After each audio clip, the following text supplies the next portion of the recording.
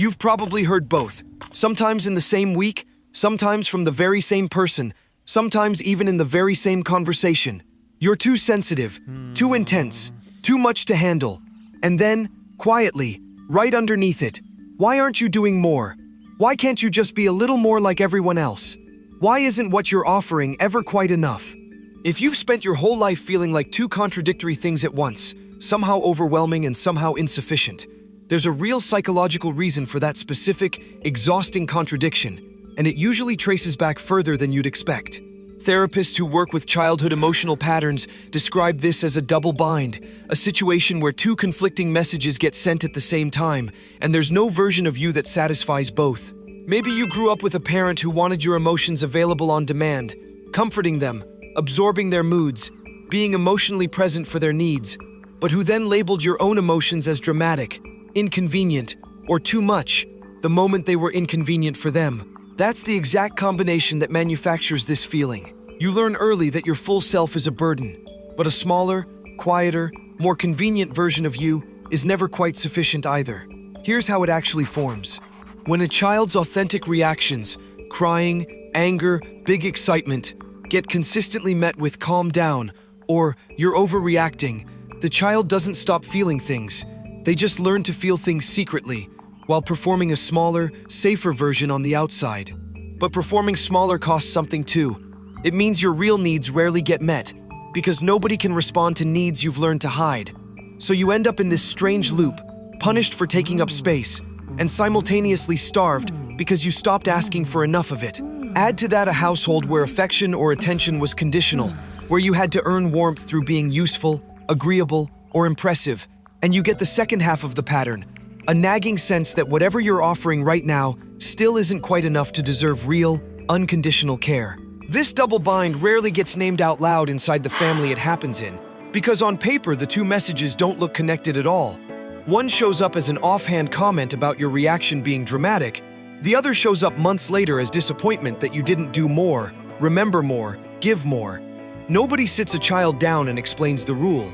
The child just absorbs it, slowly, from hundreds of small moments, until read the room and adjust constantly becomes less of a strategy and more of a personality. One that looks a lot like being easygoing and low maintenance from the outside, while feeling like a permanent low-grade tightrope walk on the inside. Here's what this looks like once it's fully formed. In relationships, you might apologize reflexively for having a reaction at all, even a completely reasonable one, bracing for the label dramatic before anyone's even said it. At the same time, you might overgive constantly, checking in more, planning more, remembering more, quietly performing an entire relationship's emotional labor by yourself, and still feeling like you haven't done quite enough to earn security in it. You might shrink your opinions in a group, worried about taking up too much conversational space, and then go home replaying the conversation, convinced you didn't contribute enough to be memorable or valued. It's a genuinely exhausting way to move through the world, because there's no stable ground, just two opposite failures you're constantly trying to avoid at the same time. It shows up in smaller ways too. It's rereading a text 3 times before sending it, trying to calibrate the exact right amount of emotion, not too flat, not too much. It's feeling guilty for canceling plans when you're genuinely unwell, and also feeling guilty for not doing more when you do show up. It's being praised for being low maintenance, and feeling a strange hollow pride in it, when what it actually means is you've trained yourself to need less than you actually do.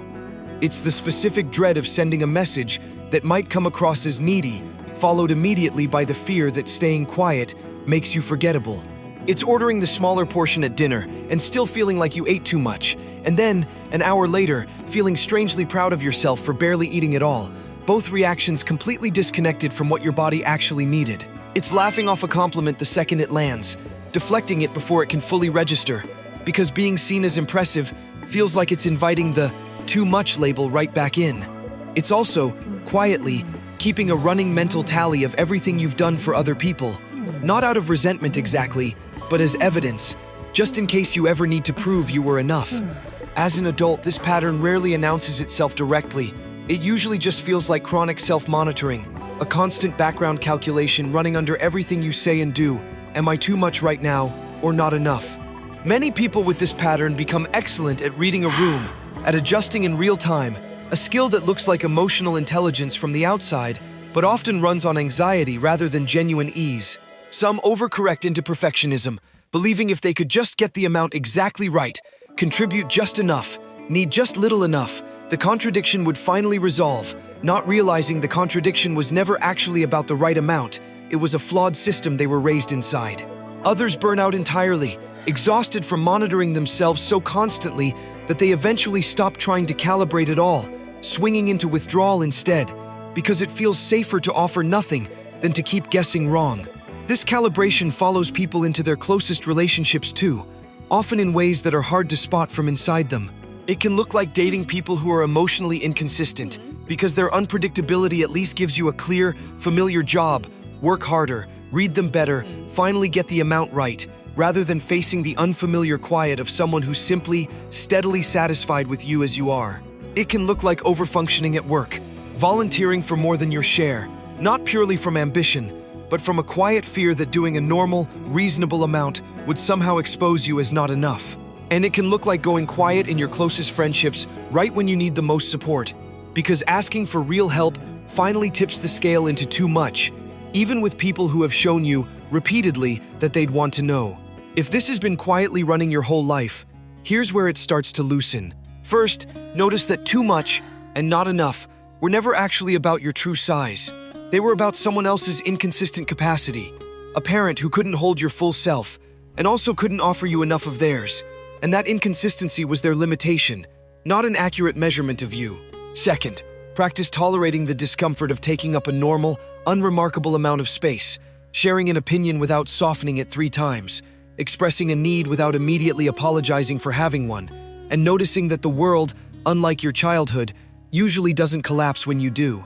Third, get curious about relationships where you don't feel like you're constantly calibrating, where a bigger reaction doesn't get you labeled, and a smaller one doesn't get you ignored, because those relationships exist, and they're often quieter and less dramatic than what you're used to, which can honestly feel unfamiliar at first, even a little underwhelming, before it starts to feel like relief. And if this pattern feels too deep-rooted to untangle alone, a therapist who understands childhood emotional invalidation can help you find, maybe for the first time, what your actual size is, not the shrunken version you perform to stay safe, and not the exaggerated fear of what would happen if you stopped shrinking, just you, as you actually are, which was never too much, and was always enough. Fourth, when you catch the old calculation running, too much, not enough, try replacing the question entirely. Instead of asking, is this the right amount? Ask, is this honest? Because honesty was never actually the thing that was punished growing up. It just got mislabeled as too much or too little along the way, and reclaiming it, one small, unshrunken moment at a time, is how you finally step outside a scale that was rigged from the very beginning.